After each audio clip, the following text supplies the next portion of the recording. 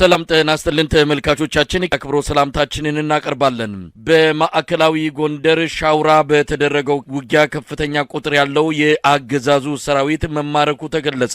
ከ120 በላይ የአብይ አህመድ የጥምር ሰራዊት አባላት በፋኖ ቁጥጥር ስር ገብተዋል። ከፍተኛ ወታደራዊ ኪሳራ አገዛዙ እንደገጠመው ነው ያገኘነው መረጃ የሚያመለክተው።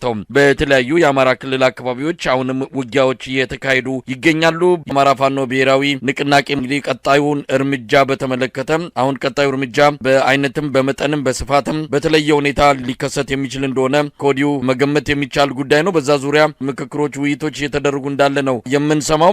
በዚህ መሃል ሀገሪቱ በበርካታ ክስተቶች፣ ቀውሶች እንደዚሁ ተወጥራ የተያዘች ሆናለች። አብይ አህመድ ጦርነትን እየቀፈቀፈ ይገኛል። በሌላ እጁ ደግሞ የሰላም ተምሳሌት የልማት አርበኛ ሆኖ ለመታየት የሚያደርገው መፍጨርጨር በሚቆጣጠራቸው ቴሌቪዥኖች ላይ በድምቀት የሚታይ ጉዳይ ሆኗል። አብይ አህመድ በአማራ ክልል አቅም እያጠረው እንደመጣ ጦርነቱን የሚደግፍ የሰው ኃይልና የገንዘብ አቅሙ በከፍተኛ ደረጃ እየተመናመነ በአሁኑ ሰዓት በማንኛውም መልኩ በአማራ ክልል የሚደረገውን ጦርነት ለማስቀጠል የሚያስችል ቁመና እንደሌለው ከድምዳሜ ላይ ደርሰው ሁኔታውን እንዴት መለወጥ እንዳለባቸው፣ እንዴት ጉዳዩን መቋጨት እንዳለባቸው የመከሩበት ነው። አብይ አህመድ በአሸናፊነት የአማራን ክልል አንበርክኬም ከዛም ወደ ትግራይ ወደ ኤርትራን በማማተር ሁሉንም ዝምጭጭ አሰኛለሁ፣ የብልጽግናን መንግስት አዲስ አበባ ላይ አጸናለሁ ብሎ በጀብደኝነት ተነስተዋል። ምን ማለት እንችላለን? አሁን የሚያደርጋቸው አጠቃላይ እንቅስቃሴዎች በተለይ ወደ ሰሜን ኢትዮጵያ አካባቢ ጦርነት እያጓጓዘ መሆኑ፣ የአማራ ኃይልን መቋቋም አቅቶት ነገር ግን ለሌላ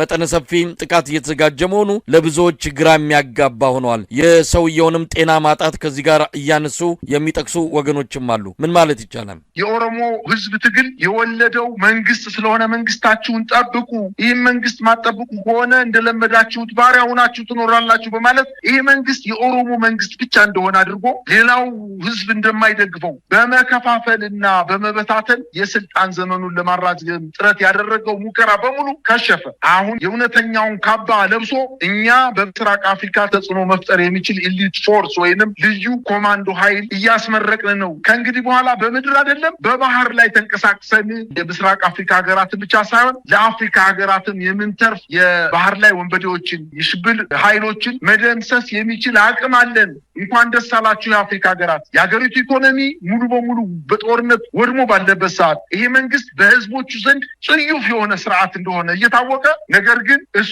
ራሱን እየገመተ ያለው ብትጠሉኝም እናንተ ብታረክሙኝም ለምስራቅ አፍሪካ እየተዘጋጀው ነው፣ ለአፍሪካ መድኃኒት የሆነ ኃይል እያዘጋጀው ነው በማለት እንግዲህ ከምጽዋ እስከ ሶማሌ ጫፍ ድረስ ሽብርን የሚያስቀር ቴክኖሎጂን የታጠቀ ልዩ ኃይል አቋቁመናል። ስለዚህ የምስራቅ አፍሪካ ሀገራት ብሎም የአፍሪካ ሀገራት እንኳን ደስ ያላችሁ በማለት ለ7 ተከታታይ ዓመታት ሀገሪቱን በጦርነት አውድማ የወቃ ህዝቦቿን አርሰው እንዳይበሉ፣ ነግደው እንዳይኖሩ፣ ተምረው ለደረጃ እንዳይበቁ፣ ሀገርን እንዳይረከቡ ለማድረግ ሀገሪቱን ብትንትኗን አውጦ በሚገኝበት በዚህ ሰዓት ልክ ሀገሪቱ የተረጋጋች እንደሆነች የአፍሪካ ሀገሮች የተረፈ ኃይል እንዳለው አድርጎ የሚናገረው በፍጹም የሀገሪቱን አጠቃላይ ሁኔታ የማይገልጽ መሆኑንና ፍርሃት የወለደው መፍረስ ጫፍ ላይ የደረሰ ስርዓት እንደሆነ ነው መገንዘብ የሚቻለው። በአጠቃላይ ይሄ 65ኛ ዓመት የልዩ ዘመቻ እዝ የተባለው ኃይል ከዚህ በፊት ምንም ታሪክ የሌለው በየትኛውም ሀገር ሄዶ ምንም አይነት ስራ ሰርቶ ማያውቅ ከዚህ በፊትም የተለየ ስም የነበረው በህወሓት ኢህአዴግ ጊዜ የአጋዚ ኮማንዶ የነበረ ኃይል በርካታ ጊዜ የፈረሰ በህዝብ የተጠላ የፖለቲካ አመፅ በሀገሪቱ ላይ በሚነሳበት ህዝብን ሲፈጅ የነበረ ኃይል እንደሆነ እየታወቀ ልክ ሀገርን ብቻ ሳይሆን ምስራቅ አፍሪካንም ከጥቃት ለመከላከል የተቋቋመ ኃይል ነው። ወታደራዊ ትርኢት በማሳየት የሱን ፎቶግራፍ በአየር ላይ እንዲታይ በማድረግ እንቅስቃሴ ሲያደርግ ነው የተመለከትነው። ይሄ ኮማንዶ ኃይል አየር ወለድ ኃይል የጸረ ሽብር ኃይል በውስጡ ያቀፈ ኃይል የተባለው ምናልባትም ስርዓቱን ለማስጠበቅ የተቀረጸ ኃይል ካልሆነ በስተቀር ኢትዮጵያን ከጥቃት የሚከላከል እንዳልሆነ የኢትዮጵያ አስጠንቅቆ የሚያውቀው ጉዳይ እንደሆነ ነው መረዳት እንችለው። መሳይ ይሄ ኢሊት እያለ የሚመጻደቅበት ሰራዊት ሰሜን ሸዋ በቅርቡ በተደረገ ውጊያ በፋኖ ታጣቂዎች ከፍተኛ ኪሳራ የደረሰበት ነው። ባለፉት 8 ዓመታት አብይ አህመድ ያሸነፈው ጦርነት የለም። የትግራይም ከሆነ በትግራይ የተካሄደውን ጦርነት ያሸነፈው ምናልባትም በኤርትራና በፋኖች በአማራ ልዩ ኃይል ትብብር እንደሆነ ይታወቃል። በአንድ ጦርነት እስከ 6000 ሰራዊት የሚማረክበት በኢትዮጵያ ታሪክ ታይቶም ተሰምቶም በማይታወቅ መልኩ ሰራዊቱ እየፈረጠጠ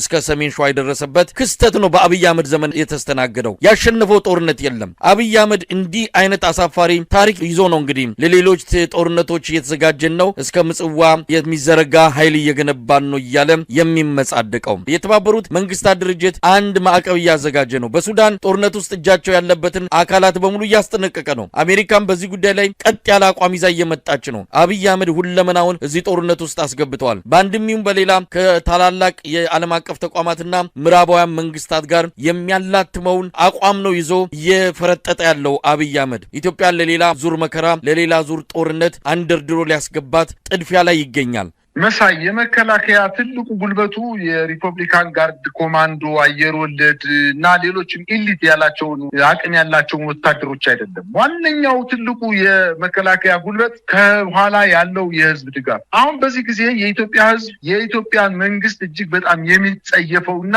በጣም የናቀው ስርዓት እንደሆነ በደንብ አድርጎ አውቆታል። ይህ ሰውዬ ከስልጣን ቢወርድም የትም አይሄድም። ምንም ያተርፈው ኃይል የለም። ምናልባት የትግራይ ክልል ጊዜያዊ አስተዳደር የነበረው ጌታቸው ረዳ በህወሓት ፌዴራል መንግስቱ ጦርነት ወቅት ኤርዶጋን አያድነውም ፑቲን አያድነውም እያለ እንደተናገረው ይህ ሰውዬ በስልጣንም ቢቀጥል ከስልጣንም ቢወርድ የሰራቸው ወንጀሎች የትየለሌ በመሆናቸው የትም ሊያመልጥ አይችልም። በዓለም አቀፍ ወንጀል በኢትዮጵያ ወንጀል እንኳን ባይጠየቅ በዓለም አቀፍ ወንጀል በሄግ ቀርቦ በኢትዮጵያ ላይ የፈጸመውን የዘር ጭፍጨፋ፣ ወታደራዊ ወንጀሎች፣ የጦር ወንጀሎች በአማራ ክልል፣ በኦሮሚያ ክልል፣ በትግራይ ክልል የፈጸመው አስገድዶ መድፈር ብቻ እድሜ ልክ ወይም ሞት ሊያስፈርድበት የሚችል ወንጀል እንደሰራ በደንብ አድርጎ አውቆታልና እስከ መጨረሻው የኢትዮጵያን ህዝብ በድሎ በስልጣን ላይ መቆየት ነው የሚፈልገው። ስለዚህ የህዝብ ድጋፍ እንደሌለው አውቋል። እሱ እንደሚለው በኢሊት ፎርስ ከሆነ ምናልባትም ከዚህ በፊት የዛሬና ያርገውና ጀነራል ጻድቃን በ12ኛውና በ10ኛው መቶ ክፍለ ዘመን የነበረውን በሰው ማዕበል አገርን መውረድ የሚገጥምህን ሰራዊት መጥቶ ማሸነፍ ቢሆን ኑሮ እነ ጻድቃን ይዘውት የመጡት ያኔ ከመከላከያ ጋር ገጥመው መከላከያን አሸንፈው አዲስ አበባ በ15 ቀን ይገቡ ነበረ። ምክንያቱም በሚሊዮን የሚቆጠር የሰው ኃይል ነበር ይዘው ከትግራይ እየተነሱ። በሰው ኃይል ያሸነፈ ወይም በጦር መሳሪያ ያሸነፈ አገር የለም።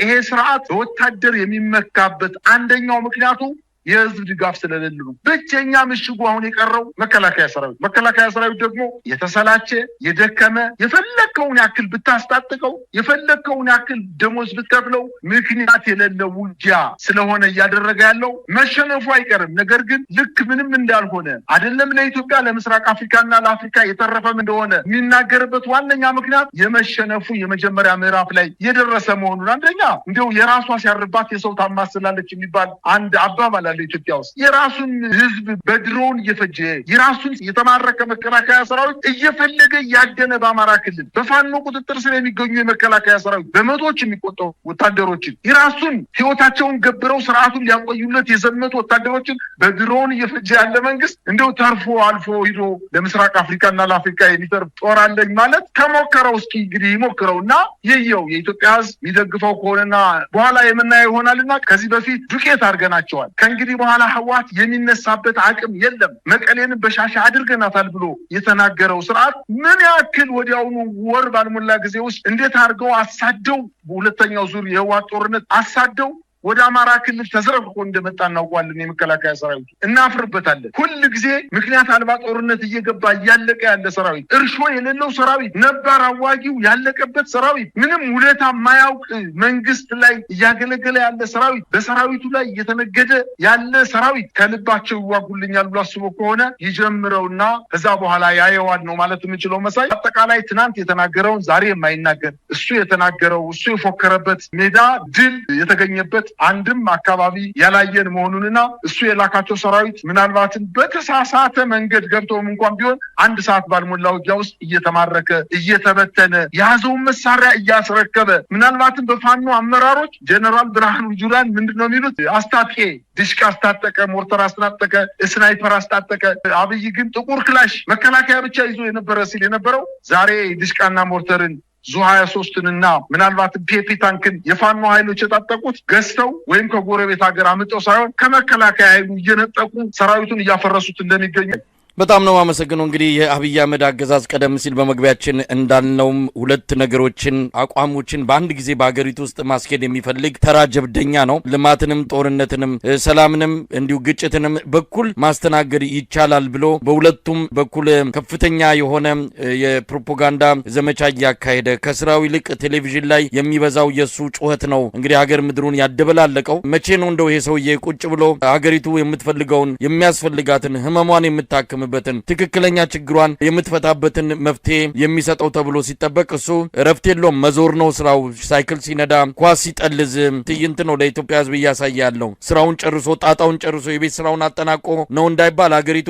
በችግር በአንድ እግሯ ቆማ ከመቼ ሀገር ይፈርሳል ብሎ ህዝቡ ከፍተኛ ስጋት ውስጥ ነው ያለው። ነገር ግን ያን የሚያይ አይን የሚሰማ ጆሮም የለውም። ልቦናው ተደፍኗል። የሚናገረውን መልሶ እያዳመጠ በራሱ የሚረካ ሀገርንም ወደ ገደል እየከተተ ያለ እጅግ በጣም ነውረኛ ግለሰብ መሆኑን የኢትዮጵያ ህዝብ በደንብ ተረድቶታል። ምናልባት ይሄ ዘመን አብቅቶ ይህንን ታሪክ ወደፊት የምናወራበትና የምንማርበት ሆኖ እንደሚመጣ ተስፋ እናደርጋለን። ለዛሬ አብቅተናል። በጣም ነው ማመሰግነው። መልካም ቀን።